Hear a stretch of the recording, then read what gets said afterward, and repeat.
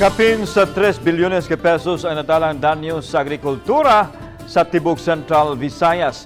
Mugna sa Bagyong Odette nga maigo sa insaktong tulo ka semana ang nakalabay apan ang maong bana-bana ginaumang musaka pa kay daghan pang mga lugar ang padayong gi-assess o i-validate. Ang report ni Nico Serino.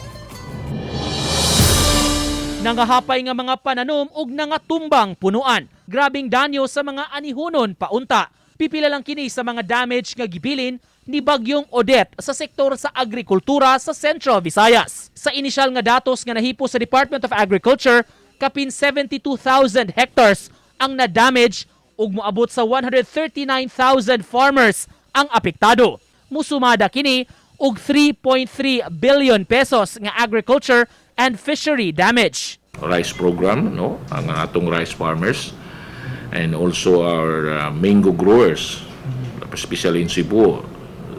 Igo gyud ta ang ato ang corn program.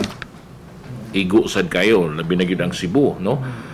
And also our kining coconut trees under PCE and the fishery sector. Pasabot sa departamento ang maong figures inisyal pa kay padayon pa ang paghipos og data, naglisod pa pagsumiter og report ang ubang lugar. Tanang probinsya sa Rehiyon 7 apektado. Ang DA7 mihimo na og pagpanghatag og seedlings aron magamit sa mga mag-uuma ug matanom dayon, labi na ang mga klase sa mga pananom nga daling mutubo ug maani dayon. Mihangyo na sab ang ahensya og pondo nga 300 million gikan sa ilang central office parte sa Quick Response Fund. Ang usa na mo nga gitan-aw sad karon labi na gyud sa Cebu ang damage sa livestock. Not on the live animals but on the facilities.